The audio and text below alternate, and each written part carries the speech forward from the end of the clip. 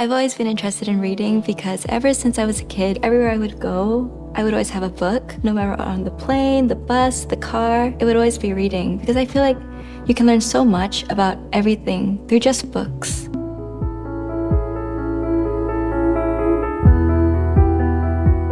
In school, I would go to the library, and that would be somewhat my favorite time of the day. When it's library time, I'd go borrow like 7 books, and then I would return it, and I would get new books every single week. I'm a fast reader. I like to go through many, many, many books. Sometimes I don't grasp all the information because it's fast reading, but if I find a book that I really love, that really just stays in my heart. And I like highlight the words I like or like bookmark the page. You know, when you were kids, you'd have those bookmarks with like, you could like color in, make it like personalized. A book that left a big impression on me, The Strength in Our Scars. It talks about healing from your past. It happens to everyone. It's the normality of life. Whether the scar is like in your heart, it's mental or physical, you should look at that as like a growing experience. And actually, you should learn from that. And like, I don't want to use the word move on, but move on because life has so much to offer. And there's actually, if I can, a quote I want to like share here. It's, you guard yourself from sadness, not realizing that you have closed yourself off to all of the happiness the world is trying to give to you. That is so true though, because when you focus on just being sad all around you, you forget about that. The people who are out there loving you, and you don't see that. So I would say heal. Healing is the best thing to do. The courage to be disliked. I think I can speak for everyone, and I think everyone will say the same, that no one likes to be talked about or disliked, or you want to be loved, you want to be liked. But that's not possible. For you to like be your true self, achieve your full freedom, that comes with maybe having people who dislike you. I think that is actually worth it. Because that's you enjoying your life. Life is so short, so enjoy it to the fullest. This book was actually given to me by one of my fans. They gave it to me, and I just fell in love with this book because I was like, that is so me. I'm actually an introvert myself. Growing up in school, the teacher would always say, speak up more, talk more. You're not engaging to the class. And I think a lot of people would see this as well, because not always the loudest person in the room is the smartest person in the room. Because, I mean, okay, extroverts are lovely people as well. I have so much friends who are extroverts. But appreciate being an introvert and don't try to change that as well. This book, it talks about that being a listener is one of the powerful tools in the world. Not everyone can do that, where you sit down and have a conversation with someone and you take every single information that they say. That's very powerful.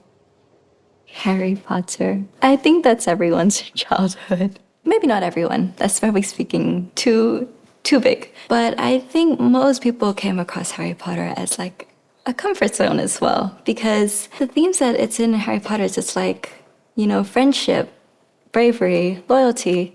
And what I love about it is the different houses. Which house am I in? Slytherin. It's like ambitious people. So it's like competitive, ambitious. And I was actually surprised at the start.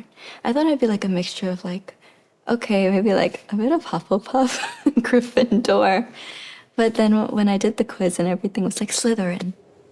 Does literature help me to play sometimes? It's helpful when you can like annotate your scripts and everything, finding out what was the character background, what does this word mean. Yeah, it does help actually when you have literature in your heart and you're working as an actress as well.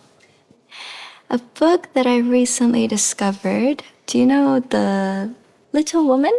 It is also a childhood book. It talks strongly about strong leadership in women as well, because the character Jo, she suffered through many things and like she had to go through a lot.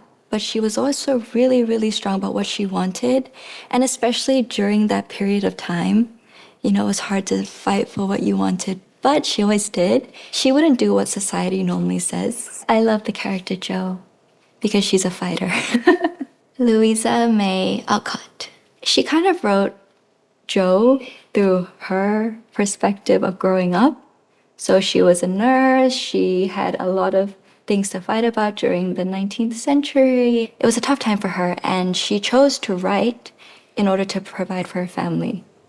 So, yeah, they're all like really, really strong, powerful women. So, this book, Girls on Film, it's Malone, who says that movies shape how we view life, which is really interesting because, there's happy endings, there's unhappy endings. Sometimes movie gets sugar-coated. It's many things. But what I really liked what she talked about was female representation back then wasn't strong. The amount of like female screenwriters, female directors, it wasn't much because it was a very male-dominated field. She suggests that you should empower each other, like woman empower woman. So like when you work together, you should like try uplift each other because she talked about it. In her time, that's what helped her. And also when you see like a strong woman character on screen, it motivates the younger generation as well to be like, yeah, I can be like that. So I think a really good advice from this book is that if you have a dream, you can do it. Like she inspires like anyone who is like female actress, female directors, go for it. You can do it. And of the Green Gables, I would say like what I like about her is her positive attitude towards life. She didn't start off from like having everything, but she works her way. She has this like high ambition that I'm gonna get what I deserve. And she has this like make mistakes, but whatever, I make mistakes. Everyone makes mistakes. Throughout the book, she also matures, so you follow through her journey. So yeah, I think that her character is really one to follow, and I think is really loved by readers all around the world. I think it resonates well with me because to get to where you are today, it's like you have to fight and fight. It's never an easy day. But I think that's where the saying comes from, like, you're not lucky, but you work hard and like you deserve it. Power of literature. So I think it's about expressing yourself and allowing yourself to feel those words.